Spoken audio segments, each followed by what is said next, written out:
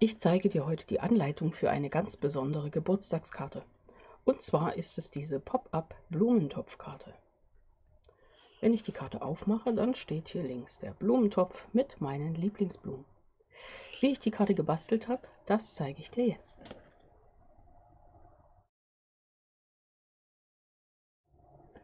Hallo und herzlich willkommen in meiner Kreativwerkstatt. Schön, dass du dabei bist. Ich bin Angela von der Stempelfamilie und in meiner Reihe mit der Nordseestemplerin Karin Harms Case, kopiere und teile es, haben wir ja gesagt, wir zeigen jetzt einfach mal ein A bis Z der Kartenfalttechniken. Und wir sind schon bei B angekommen. Und da habe ich doch von Karin diese Blumentopfkarte bekommen. Total witzig, hier passt ein Geldschein rein oder Schokolade, die werde ich nachher endlich essen. Das ist die Blumentopfkarte, hier unten der Blumentopf, das ist so ein tolles gefaltetes Element. Und dann kann man die Karte so aufstellen, das ist also auch eine Aufstellkarte. Ich habe selber schon mal eine Blumentopfkarte gemacht, da gibt es auch eine Anleitung für, das ist hier die Muttertagskarte mit dem Schild, was man rausheben kann und was man genauso auch wieder reinstecken kann. Das wird jetzt natürlich dauern. Nein, es geht sofort. Auch diese Anleitung findest du bei mir auf dem Kanal. Diese Anleitung von Karin verlinke ich dir natürlich. Und dann habe ich mir gedacht, okay, mache ich eben auch eine Blumentopfkarte und herausgekommen ist diese. Hast du sicher oder vielleicht schon mal bei Pinterest gesehen. Ich habe sie vor einigen Jahren, ich glaube vor 2 oder 3 Jahren bei mehreren amerikanischen Demos gesehen. Ja, und dann habe ich mir das mal angeschaut und gedacht, okay, kriege ich natürlich auch hin. Die Idee ist ja logisch, ist klar, gehört zu einem dieser Mechaniken, eine Pop-up-Mechanik. Man schließt die Karte, man öffnet und dann steht da der Blumentopf plastisch im Raum. Sonnenblumen sind meine Lieblingsblumen. Es gibt einen neuen Mini-Katalog für euch gültig ab 6. September. Und wir Demos können schon immer vorher, im Monat davor, mit den Sachen spielen. Und da sind unter anderem diese Deko-Schablonen. Für Sonnenblumen war genau mein Ding, weil es ja Lieblingsblume, habe ich jetzt schon 3-mal gesagt. Und mit denen gestalte ich meine Karte. Es geht los. Was brauchst du für die Karte? Ich brauche erstmal einen Kartenrohling. Da nehme ich ganz normal ein A4-Blatt. Ich habe in dem Fall extra starken Farbkarton genommen in Grundweiß. Das halbe Blatt quer halbiert sind dann 21 cm mal 14,85 cm, in der Mitte gefalzt bei 10,5 und das ist meine Grundkarte. Dann mal sehen, wie viel ich brauche. Habe ich mir 2 Auflagen genommen. Hier hatte ich mit Waldmoos gearbeitet und jetzt gibt es was in Malve. Neue Farbe, neue Incolors. Werde ich hier vorne gleich draufsetzen und hier innen rein auch noch. Hier innen rein kommt dann noch mein weißes Textfeld. Und dann ist die Grundform der Karte eigentlich schon so mal vorbereitet. Ich zeige dir natürlich, wie ich diese Sonnenblumen mache. Und auch innen drin, ich zeige dir alles. Ja, geht los. Jetzt nochmal der Hinweis, ich habe natürlich Karin auch eine Karte geschickt und zwar schaut einfach bei ihr vorbei, auf ihrem Kanal Nordseestemplerin. Im Anschluss an mein Video gibt es ihre Karte. Ich brauche jetzt den Papierschneider. Ich verlinke das übrigens auch unbedingt. Habe mir aus Designerpapier, auch Neues aus dem Mini-Katalog aus der Reihe Herrlich Herbstlich, glaube ich, verlinke ich. Ein Stück Designerpapier zugeschnitten in den Maßen 6 x 12,5 cm und das falte ich jetzt mal links und rechts bei 2,5 cm. Moment, jetzt muss man mal schön anlegen. Ich versuche ja mal so glatte Maße wie möglich zu haben, also links und rechts bei 2,5 kann man sich gut merken. Lange Seite hatte ich eingelegt. Ich falte das mal, dann seht ihr das schon besser. Und jetzt brauche ich nochmal Linien. Jetzt lege ich es also wieder ein bei 2 cm. Und lege jetzt links und rechts eine Linie an, auf beiden Seiten in diesem ersten Feld. Ich zeige das mal kurz, hier und da, ich falte nicht durch. Und auf der anderen Seite genauso, also umgedreht. Und auf dieser Seite nochmal 2 cm und die Falzklinge bis zur ersten Linie. Ich hebe die hier zwischen übrigens immer an, dann funktioniert das wunderbar. Hoffe ich zumindest. Und genau hier ist meine Falzlinie. Das, was wir jetzt hier bauen, wird übrigens schon dieser bombastische Mechanismus. Da hängt nicht viel dran. Mir fehlt eine Schere. Moment, ich gehe mal in den Keller.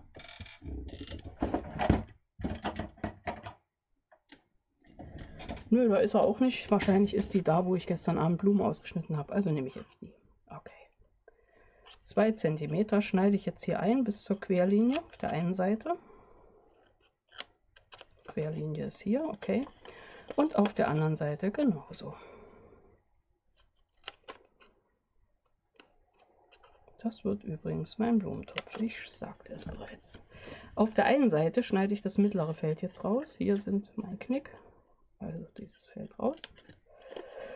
Und auf der anderen Seite schneide ich die äußeren ab. Da bleibt das mittlere stehen. Also ganz einfache Sache, sieht auch total simpel aus. Könnt das Ganze, was jetzt noch angeklebt wird, natürlich aus einem großen Blatt schneiden. Das war ein bisschen blöd, weil so viel Papierverschnitt. Hier hatte ich meinen Test, da hatte ich den Topf kleiner, ich will den Topf größer. Jetzt lege ich das mal so hin, dass ich mir das gleich anschaue. Ich brauche außerdem 2 Streifen, ich habe wieder Grundweiß genommen. Einmal in 2 cm x 10 cm und einmal in 2 cm x 5 cm. Auf diesem kleinen hier lege ich einfach nur links und rechts, oben und unten in dem Fall, ich mache es mal so rum, ein Stück doppelseitiges Klebeband an. Den brauche ich nachher als Halterung. Diesen Streifen nehme ich nochmal meinen Papierschneider und falze an der einen Seite bei 1 Zentimeter eine Falzlinie. Ich falze sie ja. So, legen wir uns das wieder schön hin. Das falten wir schon mal um. Das falten wir mal auf, damit wir auch nichts falsch machen. So, hier drüben Klebefläche lege ich so rum an. Und jetzt schauen wir uns das mal an, wie das wohl werden könnte. Ich lege das jetzt mal so gefaltet hin, damit ihr euch das gut vorstellen könnt. Das ist also außen, das ist innen. Das legen wir auch innen rein und das klappen wir nachher hier rüber. Heißt, wir legen hier drüben wieder Klebestreifen auf diese Schnipsel, oben und unten wird meine Falthalterung. Ich habe da gestern echt ewig getüftelt und gemessen, bis ich zufrieden war, dass meine Karte gut zuhält und gleichzeitig der Topf dann perfekt aufgeht. Also das so und das hier wird mein Hebel, mein Ziehelement. Also kommt jetzt hier innen rein. Ich möchte das dann auch im Stück mit diesem weißen Streifen belegt haben. Sonst klemmt das nämlich, kommt hier innen rein mein Hebel. Bietet sich an, wenn man jetzt entweder das Kästchenpapier von Stampin' Up hat oder so eine Unterlage hier mit Kästchen drauf. Dann habt ihr die Zentimeter und könnt das gerade hinlegen, gerade ausmitteln und den Haken dann wie rum, so rum, gerade hier ransetzen. Mal sehen, ob sie es beim Sprechen dann auch gerade hinkriegt. Ja, funktioniert. Hier schneide ich vielleicht noch den kleinen Millimeter ab. Ist aber egal, weil das Stück, glaube ich, klemmt nicht. Das ist natürlich die falsche Schere. Die Stampin' Up Scheren sind schon echt top, muss man mal sagen. Das hier sind immer nur rudimentäre Hilfsmittel. So, und jetzt sehen wir ja hier die Wölbung. Das heißt, wir müssen noch eine Wölbung hinkriegen. Ich nehme da mal das Falzbein und mache da gar nicht viel Fets, sondern ziehe das einfach übers Falzbein. Wenn du eine schöne Tischkante hast, ich habe auch schöne Tischkanten, aber nicht an meinem Basteltisch, weil der hier rund ist. Ich sitze praktisch an so einem runden Schreibtisch. Haben mir meine weltbesten Jungs gebaut. Dann nehme ich das Falzbein und ziehe das einfach locker mit der geraden Fläche hier einfach dreimal drüber. Dann passt das auch. Und es wird sich dann so wölben. So, jetzt haben wir viel erzählt. Das haben wir fertig. Über die Sonnenblumen reden wir gleich. Jetzt kleben wir erstmal schnell hier drin ein bisschen was zurecht. Und zwar nehme ich das Farbkarton. Klar, hätte ich alles schon reinkleben können, aber ihr müsst ja auch sehen, wie ich was tue. Und irgendwie müssen wir ja auch die Zeit rumkriegen, ne? Im Anschluss an dieses Video nicht vergessen, geht es bei Karin weiter. Das Weiße klebe ich hier drauf und es gibt eine Karte mit B. Und folgerichtig wird es im nächsten Monat, ihr ahnt es schon, eine Karte mit C geben. Hoffen wir. So, das ist die eine Seite, da kann man wunderbar schreiben, wird nachher gestempelt. Wenn dir das zu heiß ist mit dem Stempeln und das vielleicht schief gehen könnte, kann bei mir übrigens immer passieren, stempel erst und klebe dann. Ich habe es jetzt so. Das brauchen wir, damit wir jetzt unsere Mechanik reinsetzen können. Das geht wie folgt. Wir legen erstmal, jetzt ist die nächste Frage, die wir noch einmal klären müssen. Und zwar, möchtest du, dass es wie hier ist? Da habe ich unten tatsächlich eine kleine Lücke gelassen. So. Wenn die Karte steht und offen ist, sieht das auch echt schicki aus. Wer es popelig findet und denkt, das steht dann in der Luft, der setzt das ganze Ding nach unten. Ich denke mal, ich setze das ganze Ding jetzt nach unten. Das heißt, ich lege es hier ein. Ich lege es komplett, nochmal gezeigt, das ist mein Teil. Ich lege das jetzt rüber und dieses Schnippelchen muss gleich angeklebt werden. Deswegen hier unten angesetzt. Genau an die Kante gelegt, hier. Und dieses wird sich jetzt da festkleben, wenn ich die Schutzfolie abziehe. Genau. Nichts rucken, gucken, dass der ganze Spaß gerade liegt. Schnippel weg, liegt da wieder drauf, glaubst du? Rein, Falzbein. Ich weiß ja, hier ist die Klebefläche. Die haben wir schon mal fixiert. Genau. Jetzt das Ganze hoch, das Ganze rüberklappen. So rum. Jetzt haben wir hier unseren kleinen Streifen von 5 x 2 cm mit oben und unten Klebefläche. Schutzfolie abziehen. Kannst natürlich Flüssigkleber nehmen, weißt du ja. Und jetzt mit einer kleinen Lücke hier drüben mittig von diesem Feld aufkleben. So, dass natürlich das beweglich sein wird. Die Karte liegt flach. Hier kleben wir das fest. Oben und unten haben wir es geklebt. Noch mal ein bisschen anstreichen, dass uns das dann nicht abspringt. Und jetzt schauen wir mal, der Haken schiebt sich rüber. Du siehst es. Geschlossen steht es nicht über, das ist schon mal schön, grenzt genau hier ran. Und jetzt schauen wir, wie sieht das Ganze geöffnet aus. Und zwar, ich falte die Beinchen rein, ich schiebe das rüber. Jetzt kannst du natürlich messen und Mathematik und hast du nicht gesehen. Du kannst aber auch gleich einen Bleistift nehmen und hier einfach nur mal hochkippen und dir hier unten so eine kleine Markierung machen. Ich mache mal auf. Hier, diese Markierung ist für mich die Stelle, wo dieses Stück Blumentopf, wenn es flach liegt, klemmt. Also genau flach endet. Hier drinnen endet das. Da an der Stelle. Ich mache es auf und dann würde es sich so hochstellen. Und damit es sich hochstellt, klebe ich das eben fest, aber so, dass meine Schiene hier in der Mitte frei läuft. Ich hoffe, ich habe das jetzt gut erklärt. Okay, ich falte es auf. Du kannst es auch ganz anders machen. Ich habe für mich gefunden, die Sache mit dem Bleistiftstrich und dem kleinen Markieren da läuft für mich am besten. Ich habe ansonsten zu wenig Hände, um in die flache Karte reinzugreifen, dass es ganz flach liegt, um das dann da an der richtigen Stelle zu fixieren. Also mache ich das so rum, lege das hier auf. Wie gesagt, jeder wird seine Idee finden. Das ist meine. Schaue, dass das gerade ist, streichel das hier an und hoffe, dass meine Mechanik geht und die Karte zubleibt. Besser zubleibt sie natürlich, wenn ich hier nochmal mit dem Falzbein rübergehe. Und dann habe ich mir gedacht, okay, wenn sie wirklich nicht ganz zuhält, lege ich mir noch ein Band an. Jetzt haben wir hier, weil ich in Malve arbeite, dieses schöne malvefarbene Band ist natürlich mächtig dick. Könnte man nehmen. Bei dem anderen habe ich das tolle neue kupferfarbene genommen. Ich habe hier so ein Grün gefunden und dachte, okay, das beißt sich nicht so arg mit meinem Waldmoos. Also nehmen wir das Grün. Wenn ich das nehme, heißt das natürlich, ich habe einmal, jetzt komme ich nicht auf die Farbe, sage aber gleich, einmal Malve Farbkarton zu wenig geschnitten. Das musst du dir dann nachher denken. Ja, ich habe nämlich gerade neu bestellt den Farbkarton, der ist echt alle, weil er so eine tolle Farbe hat. Wird da einfach schnell abgearbeitet. Also das eine Bändchen setze ich hier ran. Hier ist meine Vorderseite, mein Blumentopf funktioniert, die Mechanik läuft also schon. Jetzt drehe ich es um und setze an die gleiche Stelle. Deswegen mache ich das jetzt erst, weil ich das so besser sehe. Das andere Bändchen werde gleich vorne auf diesen Farbkarton kleben. In Malve, habe ich dir die Maße gesagt, habe ich wahrscheinlich wieder vorausgesetzt. Und zwar ist das 10 x 14,3 cm die Mattung. Und als Auflage nehme ich dann, das schauen wir uns gleich an, von dem, was ich übrig habe, von meinem Designerpapier, entweder von diesem hier oder von der Holzseite oder ganz anders, muss man schauen, setze ich dann das hier drauf. Also wir haben ja Möglichkeiten ohne Ende. Wir könnten wie hier das so komplett auf ein weißes gleich wischen. Machen wir gleich mit den Schablonen. Dann habe ich das hier noch geprägt. Vielleicht siehst du das, kriegt noch so eine rustikale Prägung. Ich werde das jetzt einfach mal auflegen und da zeige ich dir, erstmal Schnippelpapier, deswegen ist der Kopf weg. Kommt wieder.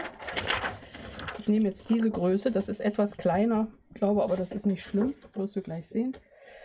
Nehme hier meine Sonnenblumen, überlege auch noch, ob ich oben oder unten hinlege. Die große möchte ich in jedem Fall voll drauf haben. Ich glaube, das finde ich auch ganz cool. Ich mache das mal so. Habe gestern, als ich das Ganze mir überlegt habe, mit Kürbisgelb gearbeitet. Arbeite heute mal mit Currygelb. ganz ähnlich, genau. Um das Ganze jetzt so zu machen, dass da nichts verrutscht, kannst du dir natürlich, mache ich einfach mal, dass du das siehst, für die Schablonen lauter, ich mache das mal so, so finde ich das echt cool, lauter Markierungen machen, weil die haben hier so eine Aussparung links oben und da kannst du wunderbar dann die nächste Schablone immer drauflegen. Ich bin da ein bisschen auf Risiko, aber es funktioniert auch meistens. Und wische jetzt mal von der Mitte anfangend, also um den Kreis, eine Blüte. Und du siehst schon, ich habe einen Plan, zeige ich dir nämlich gleich. Unten, die sind gar nicht voll drauf, das ist aber kein Problem. So ist das wunderbar gewischt. Genau. Jetzt lege ich das wieder dahin, lege die beiseite, nehme die nächste Schablone und das ist diese hier. Da oben ist die Aussparung, ich lege das an, setze das da drauf, liegt wunderbar, mache das zu und gehe auf, in dem Fall Espresso und meinen braunen Blending-Pinsel und mache ein wenig Espresso drauf, nicht zu viel, weil, guck mal, da ist das wunderbar drin. Lege alles wieder schön an und nehme die andere Schablone, das ist dann in diesem Fall die Nummer 4. Die Blätter habe ich übrigens ausgelassen, das war die 2. Lege die hier wieder genau drauf, wenn das nicht genau passt, weil schon wieder was verschoben ist, das passt. Und nehme jetzt die gleiche Form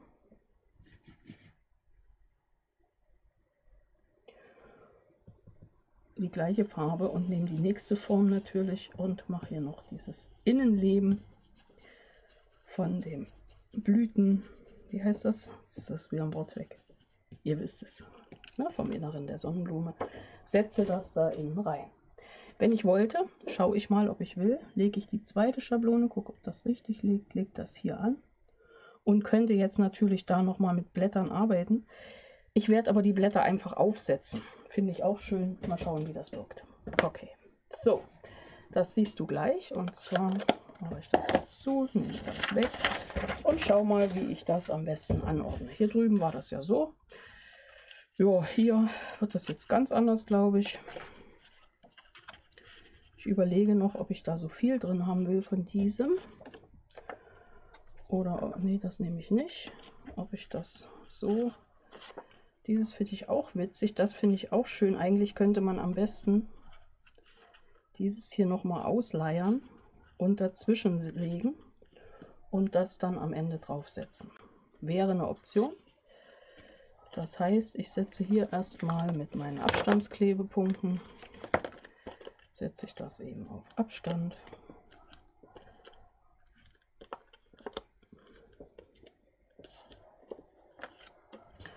Dieses denken wir uns einfach mal zwischen, das setzen wir hier drauf. Du kannst es dir vorstellen. Ich kann das aber auch zuschneiden, es ist ja nicht so, dass nicht. Muss mal einmal kurz messen. Und zwar überlege ich jetzt noch, dadurch, dass es die gleiche Farbe wie innen hat, will ich da eigentlich gar nicht so viel von haben. Heißt, ich würde es doch hier unter einfach legen. Gut. Ich schneide jetzt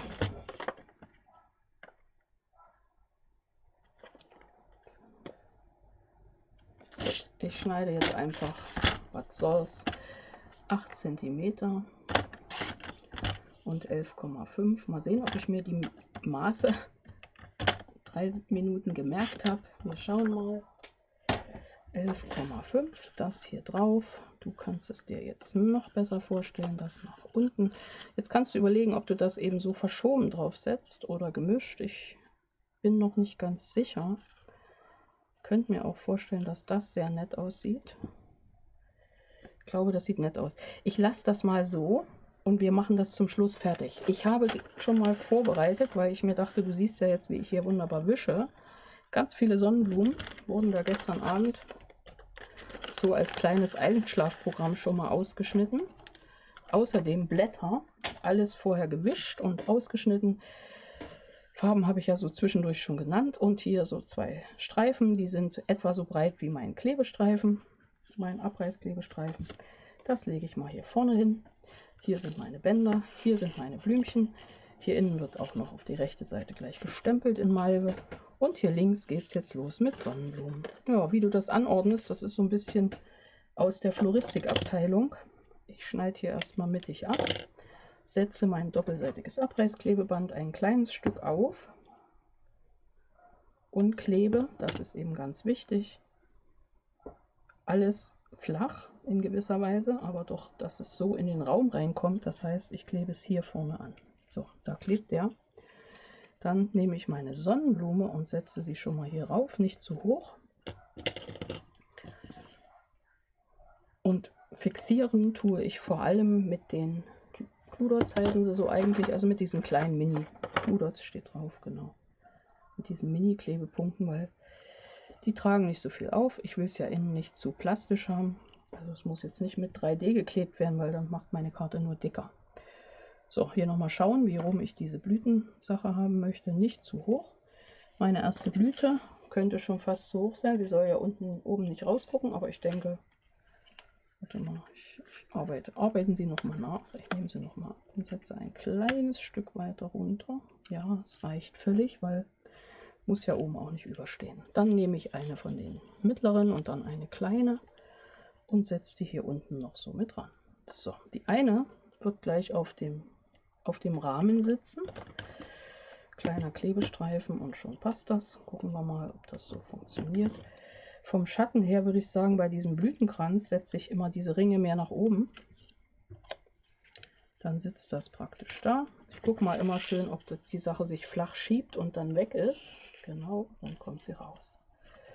Und das kleine Blütchen setzen wir so ein bisschen nach links. Geht noch mal ein helleres. Also die bunte Mischung so dazwischen. Ich würde es fast ein bisschen tiefer setzen.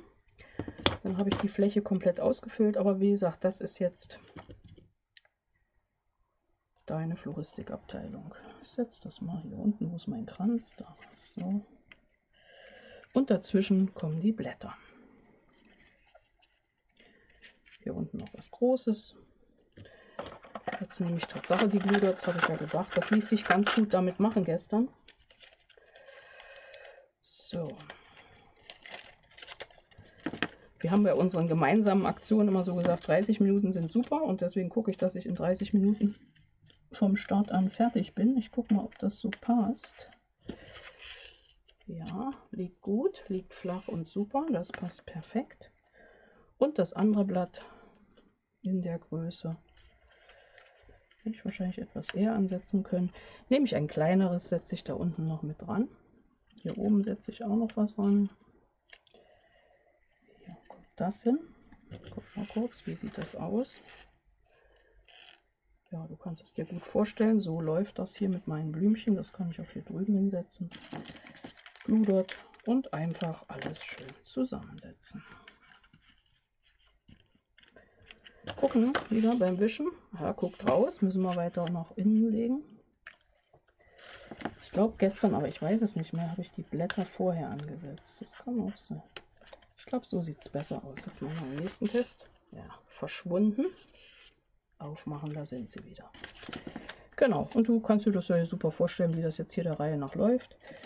Jetzt setze ich hier vorne meinen Klebepunkt an. Sieht cool aus, so ein Arbeitstisch mit Sonnenblumen, oder? Also ich weiß schon, warum das Lieblingsblumen von mir sind. Ich gucke mal, ob das passt. Ja, er klebt nur ein bisschen und wir wollen ja nicht, dass wir uns das ganze Ding da vorne ankleben. Das soll ja nur auch nicht sein, ne? Dann haben wir hier so ein cooles, krummes Blatt, was sich so nach unten fällt, also was so nach unten fällt. Das klebe ich mal auch noch da oben hin, in der Hoffnung. Moment, mal gucken, wir haben nicht viel Platz. Genau, also geht es hier hin. Guckt gerade so nicht raus, ne? Also du siehst schon, da kann man ganz schön arbeiten. Und hier zwischen würde ich gucken, dass ich auch noch eins klebe, was hier so ein bisschen Verbindung schafft. Ich kann jetzt die Blumen mal so ein kleines bisschen rollen, weil das Ganze ist ja nun mal mit dieser Rundung. Und das Blatt, was die Verbindung schafft, kriegt jetzt 2 Klebepunkte vorne auf das Blatt, eins links und eins rechts. Und wir schauen mal, ob das funktioniert. Und ansonsten, wie gesagt, ist dir eigentlich jetzt klar, das ist deine Floristikabteilung und du schaust, wie du die Blümchen am besten gestaltest. Genau, wo hier grün ist und wo eben nicht. Ganz oben kommt auch noch was hin. Ja, es ist cool, oder? Also jetzt mal ganz ehrlich, es ist schon so von der Sache her, kann man da ziemlich was gut gestalten. Hier würde ich jetzt gleich wahrscheinlich noch nach hinten eine Fixierung dran machen. Das heißt, ich nehme hier mal meine Pinzette und setze mal so einen Klebepunkt nach hinten, dass mir auch die große Sonnenblume nicht abkippt. Kannst natürlich noch viel mehr arbeiten, auch mit den Stängeln hier. Wäre noch die Möglichkeit, dass du alles viel weiter raussetzt. Also Möglichkeiten ohne Ende. Immer nur gucken, dass das, was du von innen nach außen bringst, also was du einbringst, dass das hier nicht rausguckt. Okay, dann haben wir das hier, schließen das zu, haben jede Menge